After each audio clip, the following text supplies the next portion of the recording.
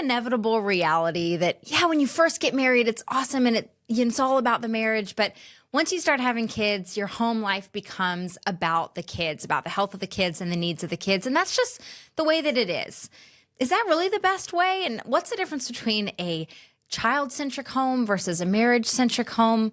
What really is for the thriving of the whole family? Those are the questions that we're going to dive into today on the Family Goals Podcast. All right, friends, welcome back to the show. We're pumped to hang out with you today. I'm here with my lovely bride, Shay, of course, and it's going to be a great episode. This episode is brought to you by, not a sponsor, but a person that requested this episode, specifically Benny's mom, 123. I was like, wait, we have sponsors now? Yeah, I'm just telling you right now.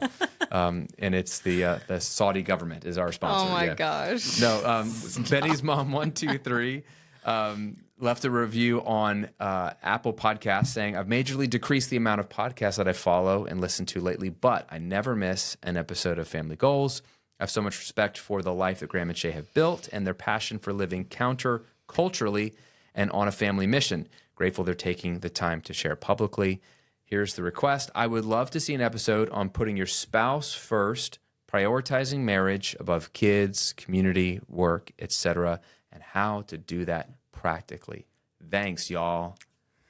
Well, Benny's mom, this episode is for you. So thanks for asking Benny's mom. for it. Benny's got an awesome mom.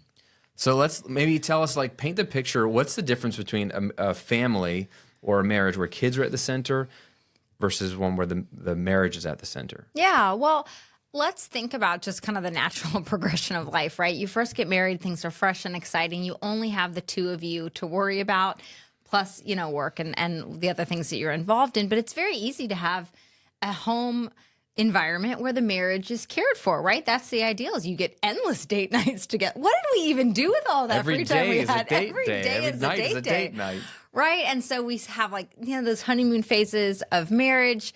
Hopefully a really good foundation is being laid there, and that's wonderful. And then, for oftentimes people begin to grow a family, and now we're introducing children into the picture, and they take up a lot of time and a lot of energy, right? They're up in the middle of the night. They're dictating how you feel, at least as the woman. You're having children. It's having a major impact on how you feel physically, what's happening hormonally, your energy levels, what you have left for the husband versus the kids after pouring yourself out for the kids. The same can be said about the man who leaves and pours himself out in his job, and then he comes home and there's not much left. But we're kind of focusing here on just the natural progression of having kids, what it looks like to raise kids, what's required there.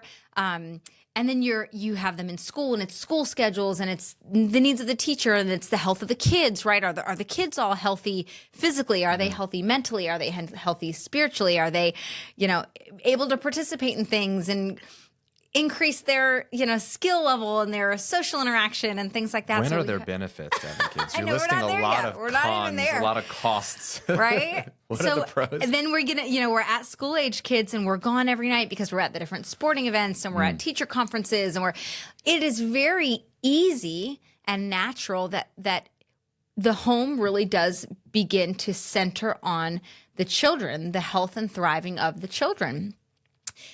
And I think it'd be easy to say, well, yeah, that's just... Yeah, what's the problem with that? That's just how it goes, right? And man, our kids are our legacy, and we believe that children are the future. Yeah, whole song about it. It just is what it is, that we're going to kind of circle our whole lives around the health and thriving of the kids, even if our health as individuals, and when I say health, I mean physical health, emotional health, spiritual health, social health, community, our relational health. It's not unlikely that those things get put on the back burner for the sake of the kids and how the kids are doing. So I think what's interesting is how we tend to accept that as just the natural course of things, and maybe even for the better. Yeah, it's the noble right thing. It's the noble right thing. I'm thing. sacrificing for my kids. I'm not going to take care of myself because I'm taking care of the kids. We don't have a lot of time to take care of the marriage because we're taking care of the kids. We're going to put our fun or enjoyment or our rest or things like that on the back burner because we're taking care of the kids. And that sounds wonderful, right? That sounds very self-sacrificial. And there is a certain aspect, there's a certain element that is true about that, right?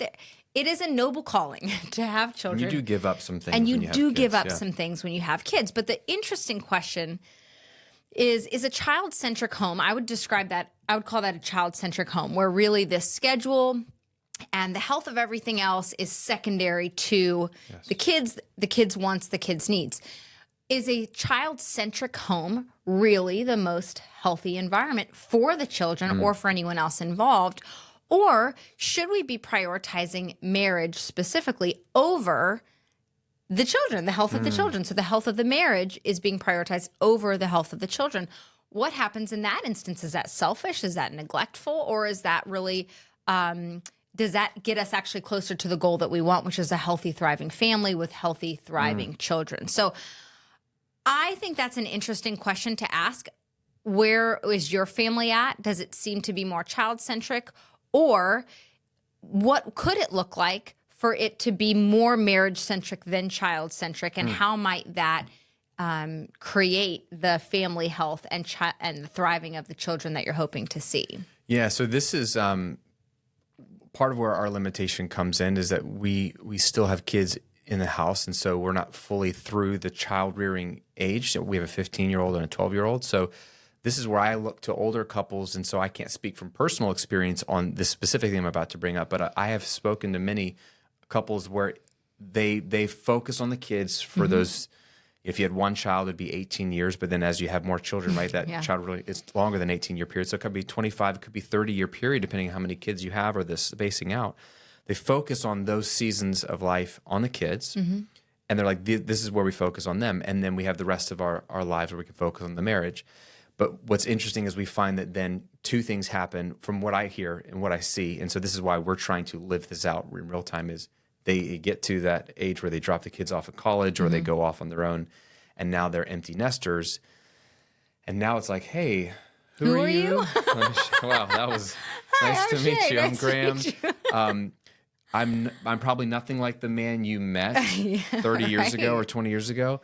And I probably don't even know how to pursue your heart, or what are you even interested in anymore? You know, like we moved by default and by necessity from a face-to-face marriage to a shoulder-to-shoulder marriage. A back-to-back marriage is the worst, where we're going in opposite directions. But a lot of times, even healthy families are just shoulder-to-shoulder marriages. We're partners. We're going in the same direction, but we're not seeing each other face-to-face. And so it's like the first time. We don't know each other deeply anymore. Right. It's like the imagery of shoulder-to-shoulder. Finally, now we have time to turn to each other and go, oh, we've got the rest of our lives together, Lord willing, but I don't even know you very well. Or let alone know if I still like you.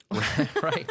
Or maybe I'm just insecure if you still like me, or whatever it is. Yeah. And so then actually it becomes a lot of work to almost rebuild the marriage if you're lucky. And a lot of times that's where divorces happen, because they don't know each other, and maybe they've grown apart. They've grown apart, and they held it together for the kids to get through that season. So that's like worst case scenario what happens for the marriage.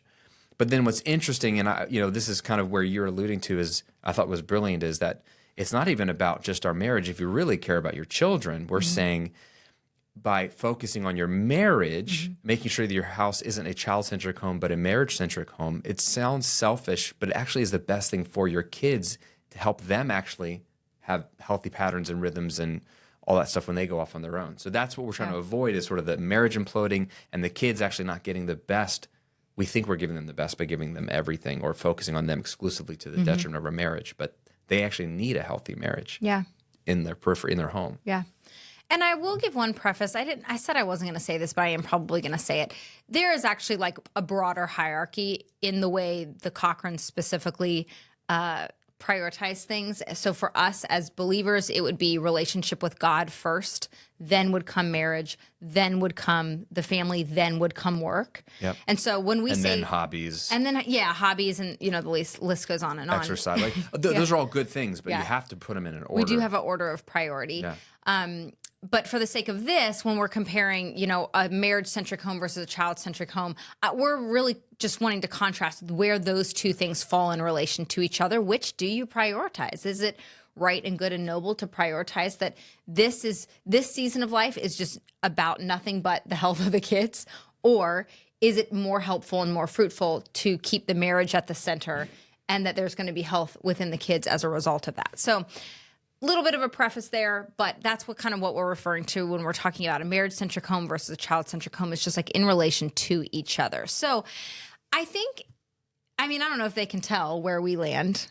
Yeah. I mean, We land at a marriage-centric home, being the healthier way to create a healthy family culture to then have healthy, thriving children. Because children, I mean, we're not going to unpack all the psychology of that. Hopefully that feels pretty logical to you, that the healthier the marriage, the healthier the home life, the healthier the children are emotionally, spiritually, mentally, because they are growing up in an environment where mom and dad are not at odds with each other. So there's a lot of safety in terms of like mom and dad are unified. They both love us. They're for the same things. They're on the same page. There's no instability and insecurity in their little hearts around like, are mom and dad okay? Are they going to get a divorce? What's going to happen to us?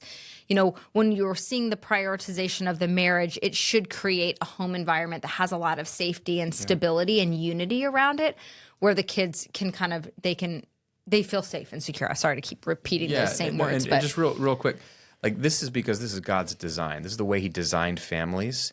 And it's like marriage comes first. To become one, they should leave their father and mother and become one flesh and become their own family. And then when they have kids, there's a reason why he designed a husband and a wife, a mother and a father, where they're compatible, right? Where they complete each other, where they complement each other. And so that's God's design. It's what he wants. The sociological evidence shows that kids typically thrive way more with two-parent home versus a one-parent home. And then beyond that, when it's two parents that love each other and have fun together and are not perfectly, but pursuing each other, those kids turn out even better. So we know that's the design. But then also here, preface, you may not be in that situation. You might be a single parent. You might be in a marriage where it's really hard right now, and you're the one listening to this and your spouse isn't. And you're like, that sounds great, but how do I have a marriage-centric home if the marriage isn't good or there is no marriage or whatever? Like, so don't mishear us. Like, we understand this could be really, really hard. This episode might not be exactly the one for you if there's nothing you can do about that marriage not being there or not being as healthy as you want it to be, other than pray and, like, you know, trust that there's hope here, because you're not just going to be doomed because of your situation. Like, God can redeem all situations. But what we're really thinking about in this episode, and this is just me throwing this in there, is if you have a two-parent home and you're married, but you're focusing on the kids exclusively or to the detriment of your marriage, that's who we're really speaking to in this episode. So I just don't want anyone to feel like, well, that's not really a fair situation for me because I don't have that option. Yeah, no, that's worth saying.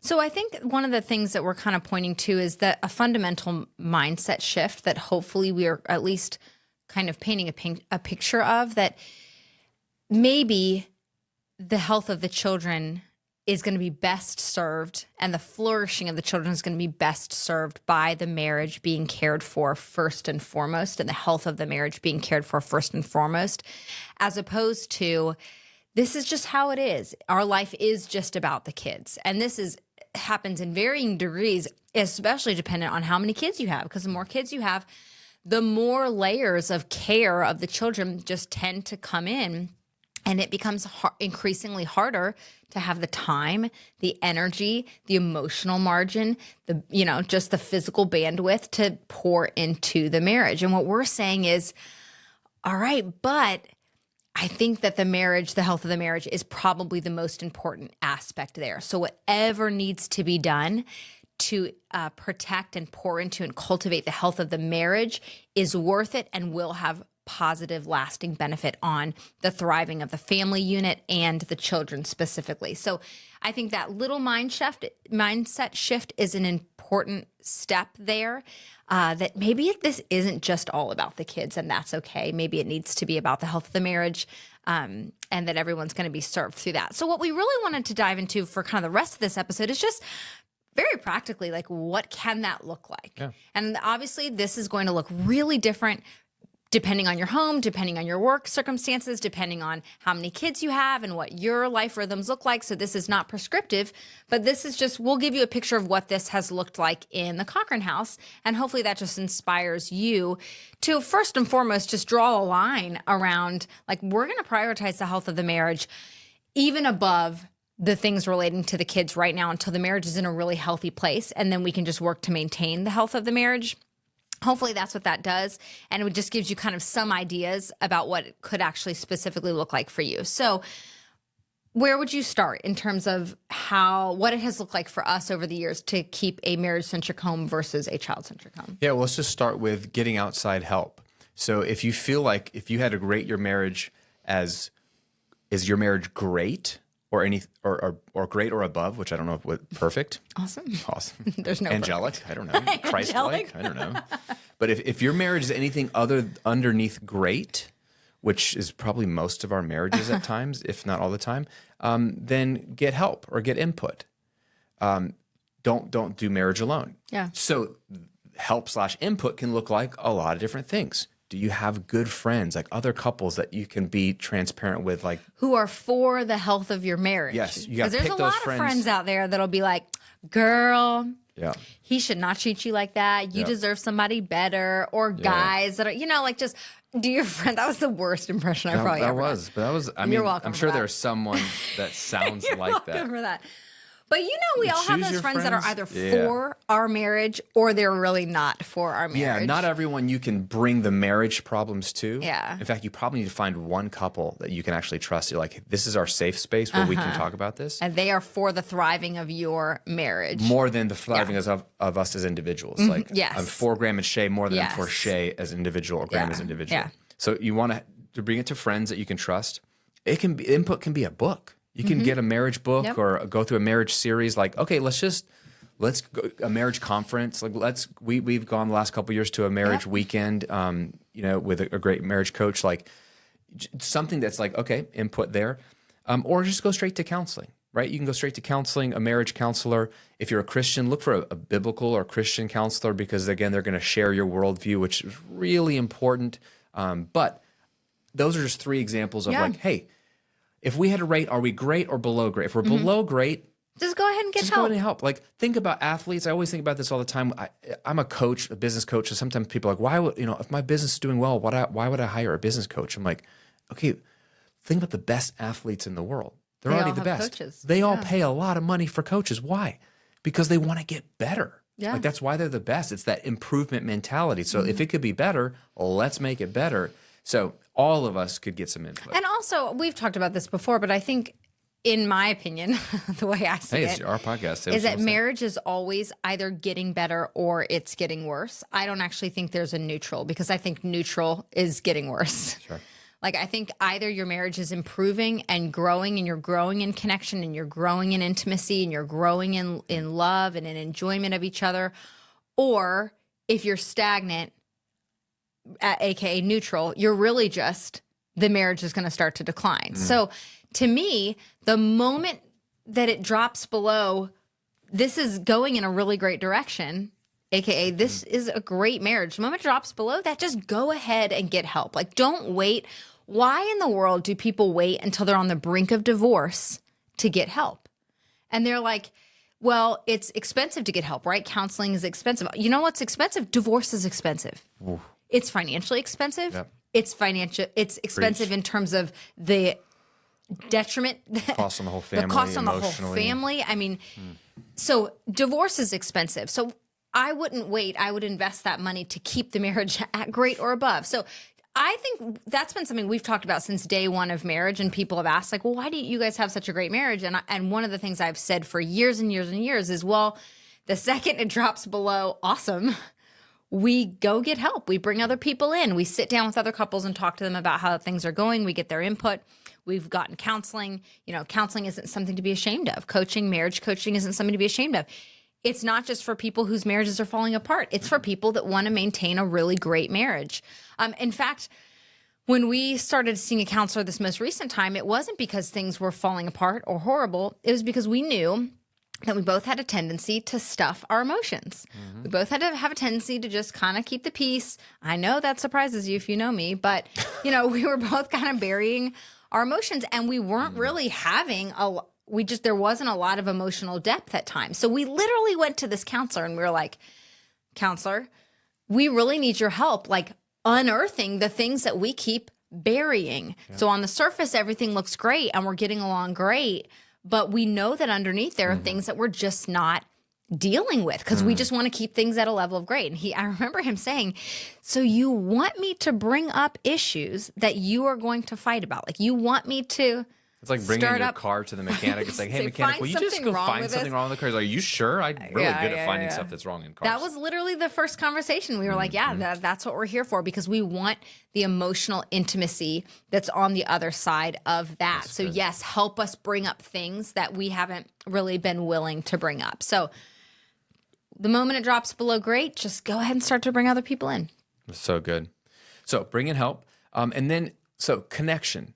Connection is like something you have to be intentional about. So creating connection points. And we talked about daily connection, weekly connection, and then monthly or quarterly or yearly connection. So for example, if you don't, this sounds forced because it is, but it's just like you won't naturally find yourself in the gym working out unless you say, I'm going to go to the gym on Mondays, Wednesdays, And you put your stretchy pants on. Yeah.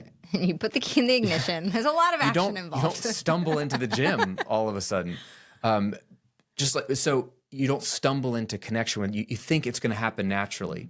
And it might. Or we think it should, because that's what we see in the movies, right? Sure. And it might have been what happened when you were courting Early or on, dating. yeah. That's how you met. You were working together, or you were at school together, or you're at church together. So we kept bumping into each other. We had moments to connect. It happened naturally maybe then.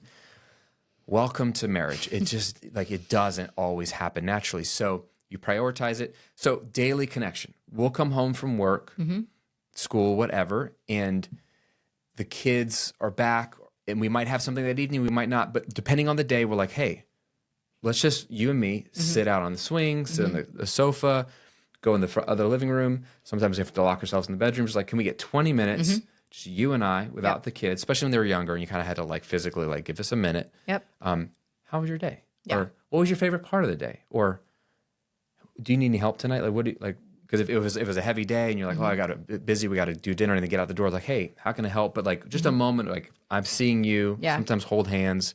Sounds forced, but I even saw a couple. I was watching Ben and Andrea, two of our friends. Yeah. He posted a video of his daily routine as a musician, but in his morning, he was showing his morning routine. But at one point, Andrea walks in and he's like, we get our morning hug, and they hold each other for a minute.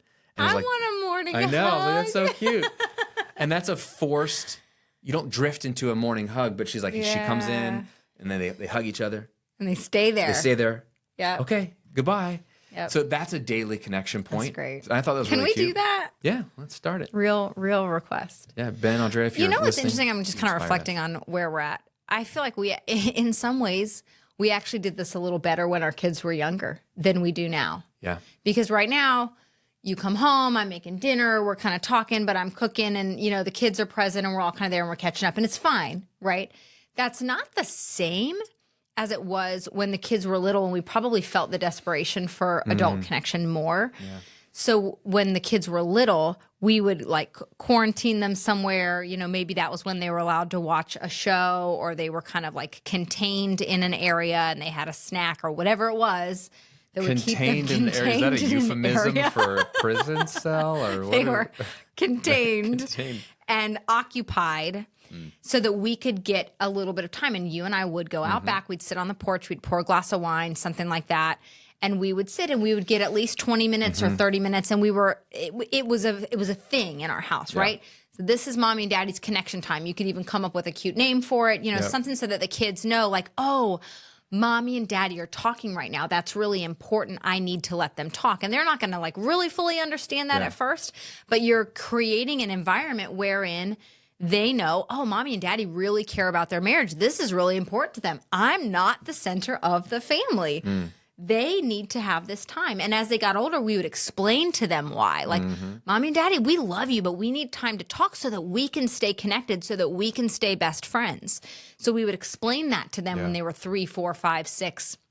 But we were really good, probably out of necessity, about really delineating that time. And it wasn't blended. It was really just time for you and I to sit together, phones away, and really just connect for whatever amount of time that we had 20 minutes could be to connect. So when are you, just find a time, when are you and your spouse going to have that daily connection time? It can be in the morning. I've seen people say the only time we can do it is before our kids wake up. So they daily hang out at 5 a.m., which to me sounds miserable. That sounds awful. But I saw them do this online. They posted, and it's like they sit, it's just their coffee, they're snuggling, like before he goes off to the gym or the kids get up. That's like, really cute. I'm like, way to fight for it. If that's the only time you Right? can do it, dude, instead of complaining, like they're just making it happen Yeah. in just 20 minutes. Yeah. So it's That's powerful. great. Love that. So that's kind of a daily example. Some weekly examples include things like a Saturday morning. You know, Saturday mornings is when our kids are allowed to watch TV. Saturday morning and a little bit on Sunday morning sometimes. So it's a good time where they can rot their brains out with cartoons. And that gives you and I a solid hour to 2 hours. And so even when they were young enough to watch cartoons and enjoy it, we would get them a little bowl of Cheerios or whatever it was and set them on the couch and give them their little blankies. And, you know, and then we would pour our coffee and we would go get back in bed. And that gave us time, a regular touch point to just touch point. We'll use that, you know, There you double go. entendre there, but it would give us time together, just the two of us, free, costs nothing, right? Yeah. Costs but nothing. so enriching. Like, But what you can't be doing is running out the door to a soccer tournament at 7 a.m. I mean, what you can't be doing is you're on going to have now. to like say no to some things in order to prioritize that. And Yeah. that kind of gets into prioritizing marriage over some or other, run out the door to go play golf. right? Or go play boys. tennis, you know, Yeah. first thing in the morning. I mean, there is a choice there that Yeah. like we're going to care for the marriage first. Interesting. I know, right? So that's one example, free example. Another example, which we've talked about many times on here, is just a date night. Yep. And date nights don't have to be expensive. A date night could mean you get a young sitter who will come over, and she's going to come over midweek, and you don't have to pay her like an insane amount of money, but she'll play games with your kids for an hour or two on a Tuesday night. And maybe you don't have the money to go out to dinner, but you just go out for a walk or you go out So and good. ride bikes. Or we would go to Barnes & Noble and we would Get split a $6 cheesecake. dessert and sit there. That was about all we could Yeah. afford to do. And that was wonderful. Like, that was great. Sometimes we would So just good. walk the neighborhood. Sometimes we would just go to a park and sit somewhere. So it doesn't have to be expensive, but having some kind of regular weekly date night or date breakfast or date, whatever it is that you can swing, making sure that that is a priority, that it's on the calendar. Again, you're not going to drift into date night. You're going to have to choose date night. You're going to have to schedule date night. Pick a Other time. things are going to come up have to and you're fight going to for it. have to turn them down. I mean, you're going to have to say no to opportunities. Like, you have to So fight good. for it. Two things about the date night, real quick. One is our friends Jan and Lynn. If you're listening, love these people. I remember talking to Jan about our Friday, date day or whatever, and he's like, and he owns a business. He's like, I can't do a date day because of the team meetings I have, and it's a lot more complex than money. But he and Lynn decided, well, we can do date lunches on Friday. We can do a Friday lunch. I can break away from the office on Fridays for lunch with you, and she could break away. And they figured out a way to just make a lunch on Friday because they couldn't do date nights for whatever reason. And I thought that was a beautiful compromise, just a Friday lunch. But you have to fight for it. And then I just saw on Instagram the other day somebody profiling one of the co-founders of Netflix. And it was not the guy that I usually see in the news, and I'm blanking on their names, but this guy, they were just profiling the fact that from day one in his marriage, and he's in his 60s, I think now, Tuesday night, date night, 5 o'clock has always been him and his wife's date night. That's so cute. And so he's running one of the biggest companies in the world, Netflix. And he said, like, my team knows. Yeah. My friends know. My whatever know that, like, at 5 o'clock, if it's 4:55 and you send me a code red, like Netflix is about to blow up, like, I'm going to say, that's fine. You have 4 minutes. And then you have to find someone else to, help like, you. at 5 o'clock, I am leaving because I hang out with my best friend, my wife, every Tuesday, 5 o'clock.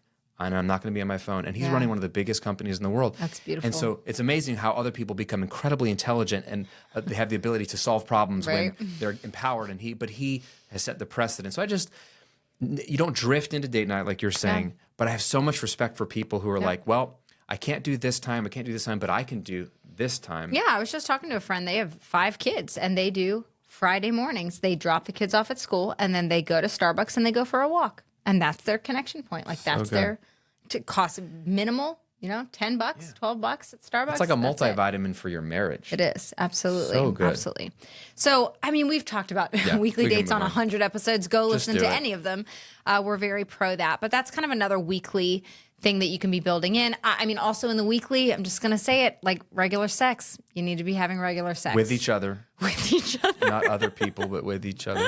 Just wanted to- Thank you for clarifying that. just in case. Regular sex. We're not going to do an episode on that so far. We don't have one planned, but that needs to be a priority. That's going to have a lot of implications and effect on the connection, the intimacy, the joy, and the protection of the marriage long term. So make sure Science, that guys. It's science. you're investing in that area of your marriage and the health of that area. It is important. Yes. It is important. Only you all can decide the frequency that it needs to be that's healthy for your marriage.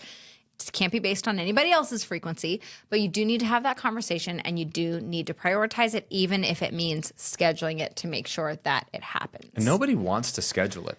There's Nope. pushback. We've even had pushback. Well, we shouldn't have to schedule it. Even But I still don't like that But idea. it's a dumb resistance to have because whether you should have to schedule it or not, again, it's not like maybe the movies or maybe when you didn't have kids and it was, or you had more flex.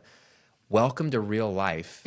Do you want to win? Do you want a healthy marriage or not? It's like anything else. do you want to be right that it shouldn't need to be scheduled, That's what or I'm do you want to saying. be Like, having it's a sex? pointless Like, do resistance. you want it to be happening? Yeah, just like stop fighting and just have sex and just say, well, what is the only time we can have sex? Like, And I mean, we're going to get on such a rabbit trail here, but if for some reason you are like, I don't really want to have sex, then there's a lot there that you should dig into, right? So if it's not good, if it's not enjoyable, if it feels Sure. one-sided, if you don't feel emotionally we can get connected, some help, yeah. if it's just not Talk like about it. literally working, physically working, then it is important. If you only hear one thing about this, just hear that if you're not like, I want to be having regular sex with my spouse, I enjoy it, it's connecting, then there's something there, and it's very important that you get to the bottom of what's there. no shame in that. Just No get shame in some that. help. Everybody has, we all have barriers there. You just have to care about it enough to work through those barriers, be willing to have those conversations. A quick resource there that I found recently is there's a podcast called One Extraordinary Marriage. Husband and wife couple, they talk exclusively about sex and healthy sex life. And they have a number of books that they've written. One, I keep telling you to order. Did you order it? Oh, that's right. No, I need to. Thanks for the reminder. Prioritize it, babe. Right. Sorry. I've been launching my own book lately, so I haven't been thinking about buying I think other it's books. called 7 Pillars of Intimacy, 5 Pillars of Intimacy. But grab that on Amazon. Cool. Okay, have sex. Do there it. you go. Just have it.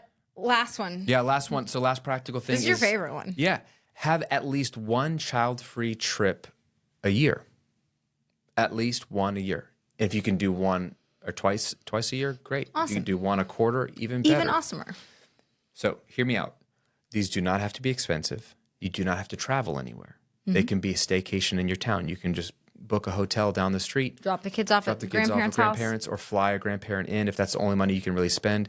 If you like do the credit card points thing, which everyone should do, it's super simple. You could, in a whole year, you can save up points to pay for your hotel. And in the Did we do an episode on that yet? We should, on the whole credit card points thing. I don't know if we did one just on that, but super simple, super low cost. The point is that you just get away where you don't have any responsibilities. And even if it's getting away in town, we're like, we don't have to clean this room. We don't have to make our food. We don't have to take our kids anywhere. And even if you get a night away or 2 nights away where you can just be. We love to travel. We'll spend money on travel and experiences and we'll go places, but near We couldn't far, always do no, that, exactly. yeah. So we've done local stuff. Even if it's just like we're going to drop the kids off and stay at home. Like if you have grandparents, you can drop them off and go back to your house and you can have the weekend, a quiet house to yourself. That's great. And order in some takeout or something. But the idea, you can even do, I love that you wrote this down, a swap with friends. Like find another couple that's like, hey, do you need a child-free vacation? Absolutely. We will watch, we'll watch your kids one weekend and you watch our kids one do a weekend swap. and then just make that arrangement. I have friends that have done that. Do that twice a year or do that, once a quarter if you can. I would love to do a once a quarter trip just That's- to that's- we to don't- me, I know. We haven't been able to get to that yet, but goals. Yeah, we travel a lot, but we keep bringing the kids. So, because they're fun now. They're at a fun age now. So we're like, oh, this but will be it's great. not the same. It's not the same, though. Family vacation is not the same as time spent just the two of you pouring into the marriage. Yeah. So the beauty of those trips is that sometimes they'll be, you really have to have hard conversations. Yeah. Sometimes those trips Don't be will disappointed if you fight and cry most of it. It's good work. But you're working on the It's good work. marriage. When else are you going to do it? But sometimes they're going to be like dream weekends, like where you're like, man, this is where we dreamt up this idea, and like we were in a relaxed state without responsibilities or kids, and we could just clear our heads for a moment, and then we're like, yeah, wouldn't it be cool if? And you had some of those dreaming questions, we talked a bit about that on the Rebel Family episodes, dreaming again. And then sometimes there was a season where we went to Cocoa Beach. My gosh, like the funny church story. even gave me like a free. I was leading worship at our church at the time, volunteer, and I was rolling off. And they brought on a staff guy because they could finally hire somebody. Super young. I mean, And I think Chloe exhausted. was 3 and Vera was a newborn. And they bought us like 2 nights at a hotel, simple hotel in Cocoa Beach, Florida. So we drove like 2 hours away or whatever. We got to the beach, checked into the hotel, went out to the beach. And we're like, oh, this is great. We sat down on the towels, and then all of a sudden we passed out. And we wake up like with drool over our faces. like 2 or 3 hours. Like, what happened? We later. both woke up at the same time and we're like, is my wallet still here? Like someone could have The mugged weather us. had changed. Yeah, like, I mean, like, I How don't even know long if it were was we the same out? day. I didn't even know I was tired until I stopped moving. And then your body was like, ugh. Oh, that was so some- crazy. that was I think we were just like slept. burnt to a crisp Oh yeah, we on got one. toasted. We didn't dream. We didn't fight. We didn't do anything. We just we were just slept. tired. So sometimes you just Yeah, kind of yeah. sleep. Do you see what I'm saying? Like they're all going to be different, but they're all going to be valuable. But no one is coming to save you. No one's coming to say, Shay, Graham, Take it we will easy. take your kids. You guys go. I mean, some people have somebody like that in their lives. Man. Bless you if you have somebody like that. But chances are you have to fight for it you're yourself. going to have to fight for it. And again, going back to the start of the episode, I think it starts with a mindset shift. Yeah. That's not just all about the kids and that's just how it has to be in this season. And we're doing the altruistic thing of just putting their needs above all the other needs, including our marriage. Like actually for their benefit, you need to prioritize the marriage. So if you've been looking for a reason to prioritize the marriage and feeling torn between is this just how it is, or maybe is this even the better way? We just put the marriage on the back burner. Then this is our invitation to you that it doesn't have to be that way, and it's actually going to be for the better health of everyone involved, including the kids, if you do actually draw a line in the sand and prioritize the health of the marriage, whatever is needed there. I would sum it up with this provocative, simple statement. Happy parents, happy kids. Oh, yeah. It's kind of like happy wife, happy life. Yeah. It's basically if Shay's happy, everyone's going to be happy. No, but happy parents will lead to happy kids. Yeah. If you start with happy kids, you don't necessarily get happy parents. No, that's true. So if you want to do the one that kills one stone kills 2 birds kind of thing, like focus on a happy marriage where the parents, like happy marriage, happy kids. Like that's what they need to see. Creates a happy home environment. Yeah. They also need to see that they're not the center of the universe. There's too many kids that are growing up where the parents are loving them too much in the sense that like they're making them the world. They think they are the So center these of kids the world. are going to struggle out in the real world when the real world's like, you're not the center of the world. You It's can't like, always get what you wait want. a You second. don't always come My mom first. functionally said I was the center of the world. So if you really want them to thrive, don't make them the center of your home.